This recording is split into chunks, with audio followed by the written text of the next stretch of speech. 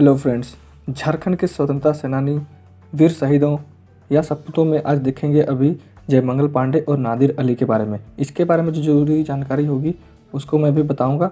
हो सकता है यहाँ से भी क्वेश्चन आपको पूछ लिया जाए, तो आपको ये सब सारे इंपॉर्टेंट चीज़ों को ध्यान रखना है। उस समय के स्वतंत्रता संग्राम में छोटे से लेकर के बड़े से बड़े क्रांतिकारी सभी का योगदान महत्वपूर्ण है। तो उन्हीं के योगदान की बदौलत ही भारत या झारखंड आज़ाद हो गया है।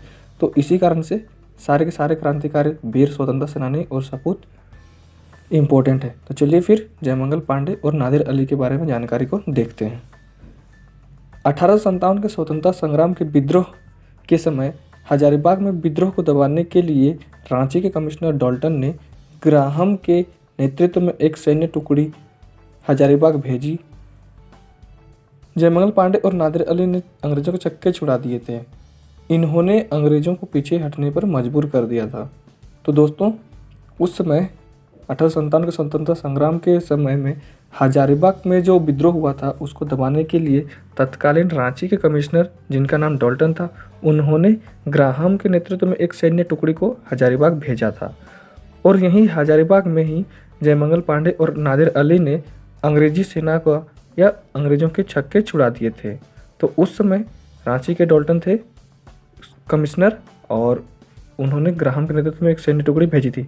उस समय 1857 जो कि पूरे भारत में चल रहा था, वह स्वतंत्रता संग्राम पहला स्वतंत्रता संग्राम कहा जाता है ऐसे। तो उस वक्त हमारे झारखंड में 1857 के स्वतंत्रता संग्राम में ही जयमंगल पांडे और नादिर अली भी विद्रोहियों में से एक थे। इन्होंने भी अंग्रेजों को भगाने के लिए, हटाने के लिए यहाँ से अपना सारा सब कुछ न्यौछावर कर दिया था। तो इन्होंने अंग्रेजों के छक्के छुड़ा दिए थे। 2 अक्टूबर को चतरा की लड़ाई में सूबेदार नादिर अली घायल हो गए और 3 अक्टूबर को सूबेदार जयमंगल पांडे पकड़े गए, जिन्हें 4 अक्टूबर 1857 को फांसी दे दिया गया। तो दोस्तों, उस वक्त 2 अक्टूबर को हजारीबाग के चतरा नामक जगह में लड़ाई हुआ और उस लड़ाई में सूबेदार नादिर अली घायल हो गए और 3 अक्टूबर को सूबेदार जयमंगल पांडे पकड़े गए।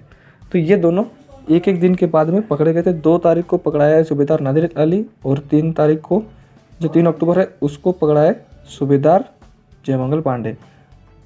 और इन्हें 4 अक्टूबर 1857 को फांसी दे दिया गया। तो इनको फिर 4 अक्टूबर को ही फांसी दे दिया गया था इन दोनों को। तो इनके साथ साथ में सैकड़ों सिपाहियों, सैकड़ों सेनानियों को धोखे से पकड़कर मौत के घाट उतार दिया गया। तो दोस्तों, इन दोनों के अलावा में भी अनेक स्वतंत्रता सेनानी या अनेक सिपाही भी धोखे से पकड़ करके उनको मौत के घाट उतार दिया गया था। तो ये सब सारे अपने देश के लिए, अपनी मातृभूमि के लिए शहीद हो गए। इनके मृत शरीर को चतरा के फांसी तालाब के किनारे स्थित आम के पेड़ पर लटका दिया गया। इनको फांसी देने के बाद में इनका जो मृत शरीर था उनको चतरा के फांसी तालाब के किनारे एक आम का पेड़ था, तो वही आम के पेड़ पर इनको लटका दिया गया था, इनका मृत शरीर को। तो यहाँ पर चतरा के फांसी तालाब को ध्यान रखना है, क्योंकि यहाँ से हो सकता है क्वेश्चन पूछ लिया जाए।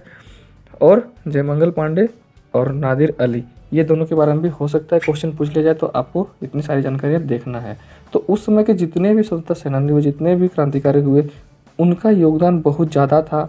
उन्हीं की बदौलत भारत स्वतंत्र हुआ।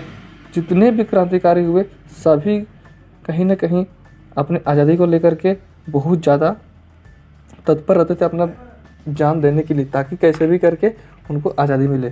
तो ये सब सारी उन्हीं की बदौलत हमें अभी आज़ादी मिली हुई है। तो इनको हमें बार बार नमन करना चाहिए। थैंक यू दोस्तों।